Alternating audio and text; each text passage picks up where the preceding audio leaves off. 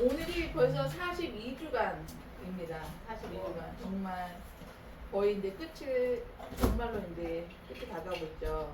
이번 토라 포션은 마토트와 마세이. 마토트는 지파들이란 뜻이고, 마세이는 노정, 그러니까 여정을 뜻하는 거죠. 그래서, 네. 더블 포션인 만큼 민수기 30장부터 36장 마지막 장까지 이르기까지 7장이나 되는 긴 본문입니다. 다음 말씀이 이제 신명기인데, 신명기가 이제 앞에 명령들, 새로운 계속 뭐 이야기가 스토리가 진행되는 게 아니라 앞에 명령들을 다시 한번 반복해서 새로운 세대들에게 말해주는 거예요. 정말 이제 가나안 일정이 임박해가지고 신명기는 다시 한번 명령을 새롭게 말해주는 거기 때문에 사실은 이 민수기의 마지막 장은 정말 이 가나안 일정을 앞두고 진짜 마지막으로 진짜 이 지파들이 서로 챙겨야 될 것, 이런 거 서로 정말 마지막으로 물어봐야 될 것들, 그리고 마지막 명령들이 좀 이루어진 그런 분위기인 것을 느꼈어요. 그러면서 일단 30장 1절에서는 우리가 잘 아는 모세가 여호와의 명령을 이스라엘 자손 지파들과 수령들에게 말합니다. 바로 서원에 관한 것인데요. 1절에 사람이 여호와께 서원하였거나 결심하고 서약하였으면 깨뜨리지 말고 그가 입으로 말한 대로 다 이행할 것이니라 라고 합니다. 그러면서 그 다음 때부터는 이제 여자가 결혼하지 않은 딸이나 혹은 결혼을 했는데 남편이 있다. 이런 여자가 이제 자기가 서원을 했어. 하나님께 서원을 했어요. 근데 만약에 남편이나 아버지가 이거를 듣고 여기에 대해서 이런 말과 어떤 말을 하지 아니하면 그 서약을 지켜도 되는 것. 그렇지만 이것을 듣고 아버지나 남편이 반대를 한다. 이거는 너가 서약을 하지 않았으면 좋겠다라고 한다면 이거는 여자가 주님께 드린 서원, 약속을 이행하지 않아도 어떤 죄가 되지 않는다라고 지금 말하고 있어요. 근데 저도 이거 막 읽으면서 처음에는 반대하지 않았는데 나중에 며칠 지나가지고 너 이거 들어보니까 이거 안 되겠다. 그때 들어보니까 아빠가 들어보니까 이건 좀 안 되는 것 같아. 라고 하면 어떻게 하지 했는데 마침 그게 15절에 나와요. 그러나 그의 남편이 들은 지 얼마 후에 그것을 무효하게 하면 그가 아내의 죄를 담당할 것이라 라고 합니다. 다행이죠. 근데 재밌는 게 뭐냐면 그게 남편이 담당하잖아. 그게 무효가 되는 게 아니라 처음에 듣자마자 한 번 얘기했을 때는 무효가 되는데 며칠 있다가 남편이나 아빠가 딴 말하면 근데 그거는 죄를 담당해야 되는 거예요. 죄가 돼버린 거야. 담당하면서 근데 이게 재밌는 게 뭐냐면 그래서 저는 이걸 어떻게 담당할까? 그럼 이걸 어떻게 이 죄를 어떻게 담당해? 뭐 돈을 내? 뭘 소를 뭐 바쳐? 했는데 찾아봤어요. 나오지 않았습니다.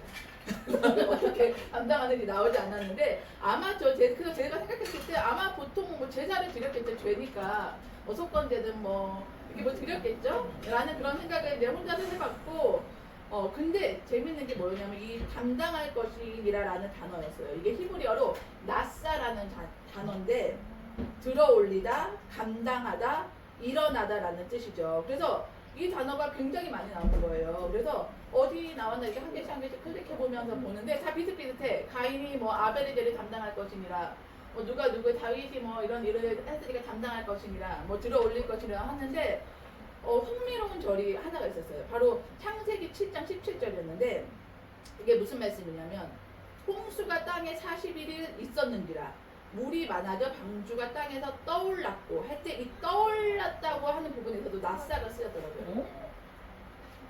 방주가 들어 올려진 거예요. 이 물로 인해서 방주가 떠오른 거죠. 들어 올려진 거예요. 그러니까 물이 많지 않으면 떠오르지 않죠. 이 물은 어쨌든 이 죄로 인해서 물이 홍수가 쏟아졌는데 이 물이 점점 많아지면서 이 구원의 방주가, 이 방주는 구원이잖아요.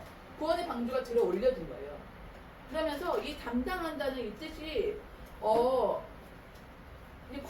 우리에게 구원을, 왜냐면 죄를 지었으니까 이 죄로 인해서 우리가 벌을 받으면 안 되니까 이거를 이제 담당한다는 게 이 구원의 방주처럼 구원이 우리에게 임하는 것인가라는 좀 이런 생각을 하면서 개인적으로 이 부분이 되게 이 말씀에 이것이 나왔다고 하면서 되게 흥미로웠어요.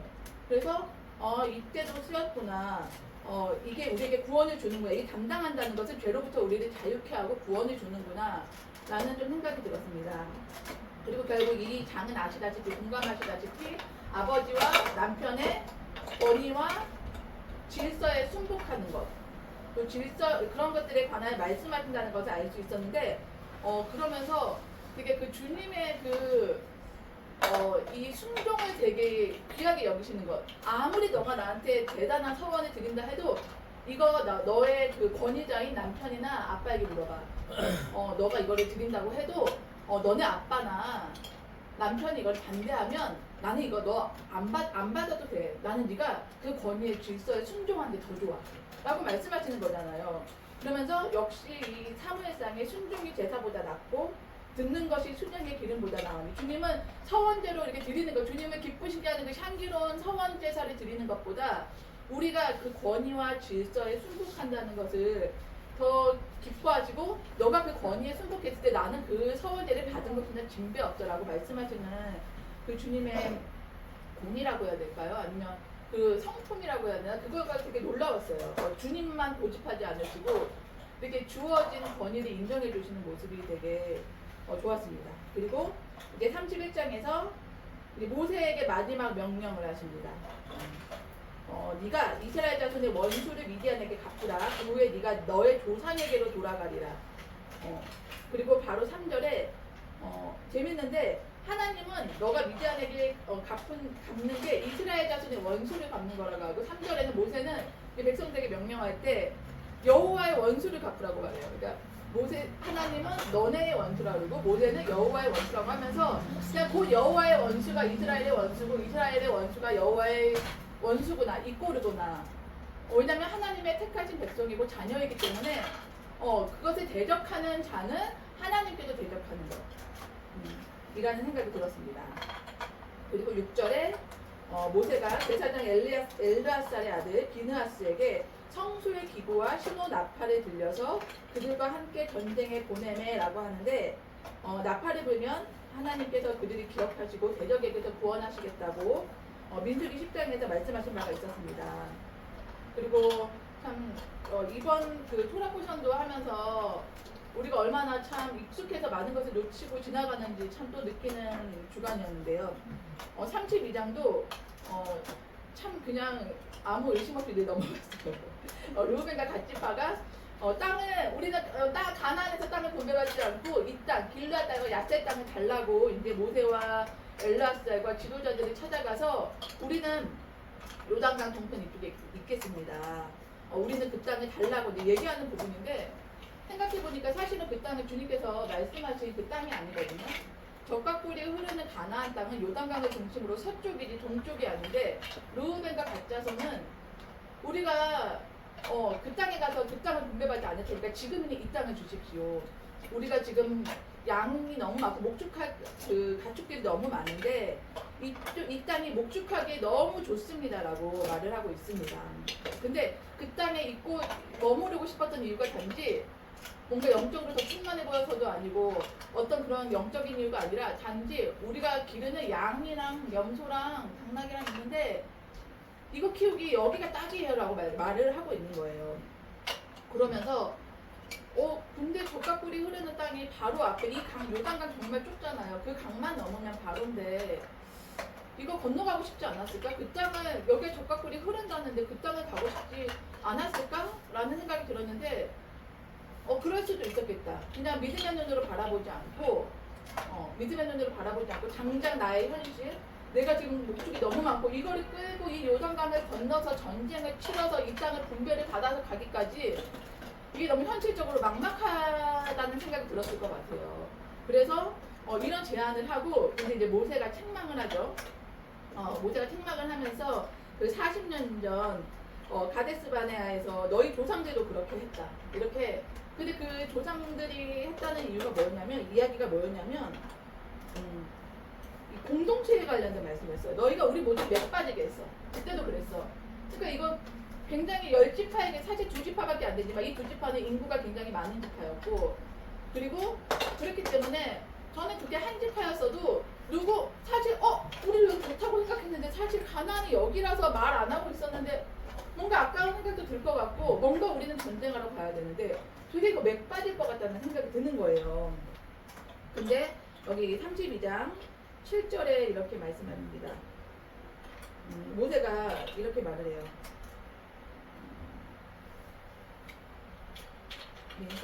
너희가 어찌하여 이스라엘 자손에게 낙심하게 하여서 여호와께서 그들에게 주신 땅으로 건너갈 수 없게 하려 하느냐. 생각해보면 얘는 안 가게. 나도 생각해보니까 우리도 목적 좀 많은 것 같고 나도 전쟁하고 너무나 이거 오래 걸릴 것 같다는 생각이 들 수 있고 가기 싫은 마음이 이렇게 이 사람 저 사람이 한두 사람이 그 마음만 가져도 막 마음이 움직이잖아요. 누군가 생각하면 나도 그럴까? 나도 남아 있을까? 이쪽 괜찮은 것 같은데 이쪽도 우리 땅 됐잖아. 우리가 차지했잖아. 이런 마음이 들 것 같더라고요. 그러면서 이 공동체의 질서에서 벗어나는 것. 아까는 이 권위와 질서에 순복하라는 말씀이었는데 바로 르우벤 갓지파의 행동은 공동체의 어떤 약속과 질서와 법을 어기는 행위인데 중요한 거는 이제 르우벤과 갓지파는 전쟁에 참여하겠다고 하죠. 그러면 일단락이 되면서 주님께서 그것을 조건부로 허락하신 거죠. 조건부. 대신 너희가 가야 된다. 앞장서서 가나안을 점령할 때 너희가 같이 싸워야 한다라고 말씀을 하십니다. 그래서 일단 허락을 얻어내요. 그러면서 그 생각이 났어요. 그 시편에 있는 말씀인데요. 시편 106편에 있는 말씀이 생각났어요. 주님께서 그러므로 여호와께서는 그들이 요구한 것을 그들에게 주셨을지라도 그들의 영혼은 쇠약하게 하셨도다. 너무 원하시면 내가 너무나 원하고 주님이 약속하시고 계획하신 거에 그 마음이 그렇게 크지 않으면 주님께서 일단은 허락하시는구나라는 마음이 들었어요. 그러면서 근데 결국에는 어떻게 되냐. 근데 역대상 5장 25절에서 26절에서 이렇게 돼요. 그들이 결국에는 가나안 우리 알지만 앞장서서 전쟁을 치르고 땅이 분배받고 다시 이들을 요단 동편으로 가게 합니다. 약속을 결국 이행을 했어요. 전쟁을 나가겠다고 앞장서서 나가겠다고 하는 말씀을 이행했고 우리가 하나님을 잊지 않겠다고 하면서 그 요단 서쪽에 비서까지 세우고 우리는 서로 형제야 막 하면서 결국 떠났는데 나중에 후에 어떻게 되냐. 역대상 5장 25절에서 26절에 25절, 26절에 보면 그들은 여기서 말하는 그 요단 동편에 있는 사람들이거든요. 그들이 그들의 조상들의 하나님께 범죄하여 하나님이 그들 앞에서 멸하신 그 땅 백성의 신들을 간음하듯 섬긴지라라고 말합니다. 결국 그들은 자기네들이 여기서 신앙생활도 잘하고 목축도 잘 키우고 어린아이들도 잘 이렇게 키우도록 성읍도 짓고 그렇게 하고 산다고 했지만 결국에는 백성의 신들을 간음하듯 그냥 섬긴 것도 아니고 정말 온 힘과 마음과 정성을 다해서 간음하듯 섬기게 되고 그리고 제일 먼저 아수르 디글라 빌레셀에 의해서 가장 먼저 포로로 잡혔다고 나오고 있습니다. 결국 그들의 어떤 자신감과 자기 자신을 호언장담하면서 자기 자신을 믿었던 그 마음이 그 자만감이 그들의 멸망을 불러오게 되죠.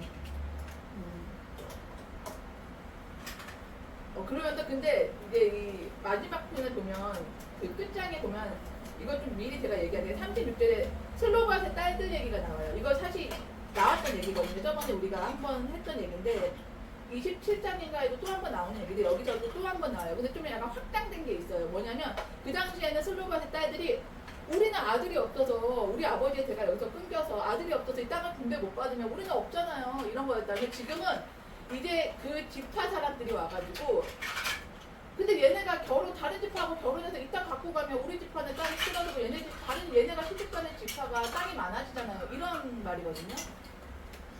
근데 사실 이거 생각해보면 이 슬로바스의 딸들도 그렇고 이 므낫세 지파도 그렇고 결국에는 사실 가나안에 아직 들어가지도 않았어. 땅을 분배받지도 않았어. 전쟁이 이기지도 않았어. 근데 그들은 믿음의 눈으로 바라봤다. 이 땅을 차지할 거야. 우리가 분배받을 거야. 그래서 우리가 이 땅을 주어질 건데 근데 그 땅 우리가 더 사수하고 싶어. 우리 땅에 막 욕심내서 그렇게 하겠다는 게 아니라 뺏기지 않은 이 거룩한 것을 지키려는 마음 그런 게 좀 느껴졌어요. 그러면서 되게 이 르우벤과 갓지파와 되게 반대되는 생각? 르우벤과 갓지파가 믿음의 눈으로 좀 바라보지 않았다면 이 슬로바스 딸들과 므낫세 지파는 반대로 믿음의 눈으로 바라보고 결국 슬로바스는 그 믿음이 행함으로 이어지죠. 결국에는 자기 지파 안에서 숙부의 아들들과 결혼을 합니다. 모두 5딸이 다요. 그러면서 되게 이 르우벤과 갓 지파와 비교되는 그런 것을 느낄 수 있었어요. 그리고 33장에서는 오늘 그 토라 포션의 제목인 마세이, 아까 여러분이 말씀하셨던 마세이 노정이 나옵니다. 근데 이제 희준 니콜라스 형제님이 봤을 때 40번에 진쳤지만 제가 다시 한번 여러 번 확인해 본 결과 42번에 진을 쳤어요. 이 마지막 가나안에 가기까지 이 모압 평야가 42번째 진을 친 곳이었고, 그러니까 평균 1년에 한 번꼴로 이사를 다녔던 거죠. 그리고 34장은 가나안 땅의 경계, 너희가 차지할 가나안 땅의 경계에 대해서 나오고, 또 땅을 분배할 자들이 누군지 주님께서 또 선택하시는 부분이 나옵니다. 그리고 35장에서는 이제 나중에 가나안 땅에 너희가 입성할 때 너희가 성을 차지하게 될 건데, 그 중에서 42개의 성읍과 도피성 6개를 합해서 48개의 성읍을 레위인들에게 주라고, 그리고 그 사방, 반경, 들판을 정사각형으로 들판을 초지를 사용할 수 있고 초지까지 주라고 말씀하고, 그 성읍에 딸린 초지까지 주라고 이제 명령을 하십니다. 그러면서 이 도피성도 참, 제가 참 이 도피성에 대해서 생각을 안 해봤어요. 그냥 그 도피성이구나. 그래, 죄 지은 사람, 고의로 죄 짓지 않는 사람을 위해서 도피성을 마련하셨구나. 난 그렇게 하고 넘어갔었는데, 이번에 또 준비를 하면서 되게 은혜가, 저에게 굉장히 은혜가 있었어요. 이 도피성에 대한 게. 하나님은 분명히 사람이 악한 일을 행한다면 눈에는 눈, 이에는 이, 상처가 났으면 상처에는 상처, 피에는 피, 생명에는 생명으로 보상하라고 말씀하시는데, 이 도피성읍은 사람이 고의적으로 계획해서 누군가를 죽인 게 아니라 부지불식간에 의도치 않았는데 사람을 죽이게 됐을 때 어쨌든 살인자들, 이 살인한 살인자를 위해서 이 살인자가 도피성읍으로 달려가면 재판을 받기 전에 이 사람이 보복자에 의해서 살인을 당하지 않도록 지켜주는 그 성읍이었던 거죠. 그 성읍에 들어갔을 때 보복자는 그 살인자를 죽일 수 없고, 그 고의로 하지 않은 그 사람을 죽일 수 없고, 거기서 들어가서 공정한 판결을 받게 하고 그 도피처에서 살 수 있게 해줍니다. 그래서 보복자가 친척이나 가족이 보복하지 않도록 하는 도피성인 거죠. 그래서 요단 동편 이쪽에 3개. 그래서 그때 느꼈어요. 이 동편에 도피처 3개를 놓으신 걸 보고, 이 땅도 주님이 허락하셨구나. 결국에 가나안은 아니지만 이 땅도 역시 차지했기 때문에 요단 동편 이쪽에도 3개, 서편에도 3개, 가나안에도 3개를 해서 6개를 이제 도피성읍으로 넣어놓는데, 물론 인구수에 따라서 도피성읍을 정하기도 하고 했겠지만 이 히브리어의 숫자마다 그런 의미가 있잖아요. 근데 이 6이라는 숫자가 구원의 수라고 합니다. 구원의 수고 창조의 수라고 말씀을 하더라고요. 그래서 구원 그냥 6개는 아니었겠다라는 생각이 들었어요. 근데 이 도피 성읍으로 도망한 자가 그러면 언제까지 거기에 도피 성읍에 있을 수 있냐? 대제사장이 죽을 때까지. 대제사장이 죽고 나면, 그 당시 대제사장이 죽고 나면 고향으로든 자유롭게 어느 지역이든 다닐 수 있게 되는 거죠. 근데 대제사장이 죽기 전에 만약에 그 도피 성읍에 빠져나오면 아시다시피 보복자가 살인을 해도 이 사람은 뭐라고 억울함을 호소할 수 없는 거예요. 이 도피 성읍은 그런 곳이죠. 근데 대제사장이 죽을 때까지 있을 수 있는 거예요. 왜 그럴까? 왜냐면 대제사장은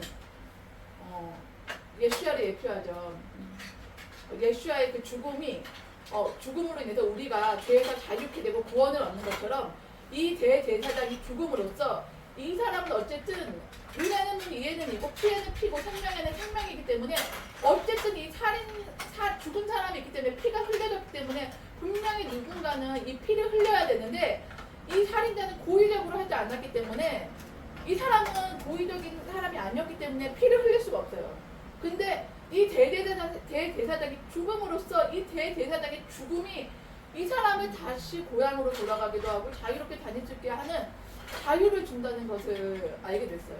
그러면서 미연 언니가 얼마 전에 성경 우리 통독방에 썼지만, 우리의 대제사장이 되시는 그 예수야를 생각하면서 이 도피성 안에도 나타나신 그 예수야의 흔적에 의해서 그 행적으로 인해서 굉장히 은혜가 되고 되게 감동이 있었어요. 그러면서 그 하나님의 이 피만이, 예수의 피만이 우리를 자유케 하는 것처럼 이 대제사장에게 죽음으로써 이 대제사장의 피로써 이 보복자가 이 살인한 자가 자유를 얻게 되는 이 예수야를 예표하심이 너무 놀라웠고 주님의 그 공의와 긍휼이 그 실현되는 장소가 이 도피처다. 네, 그런 생각이 들었습니다. 그리고 하나님께서 이 죄인을 어쨌든 죄인이잖아요. 의도는 없었지만 죄인인데 이 죄인을 어떻게 보호하시는지 그걸 생각할 때 굉장한 은혜가 있었습니다. 그러면서 이 도피성의 이름도 너무나 저에게 은혜가 됐어요. 이쪽 서편, 그러니까 가나안 쪽에는 게데스와 세김과 헤브론이고 이 동편에는 벳셀과 길르앗 라못과 골란인데